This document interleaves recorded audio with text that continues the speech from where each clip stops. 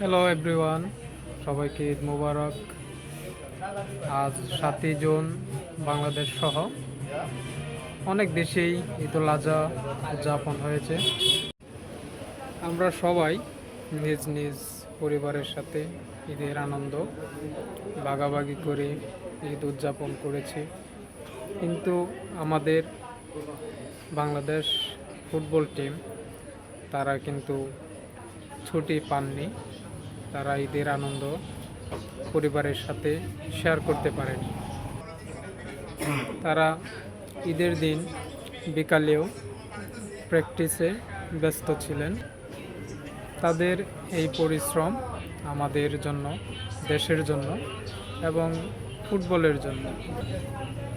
আগামী 10ই জুন সিঙ্গাপুরের বিপক্ষে একটি ম্যাচ অনুষ্ঠিত হবে।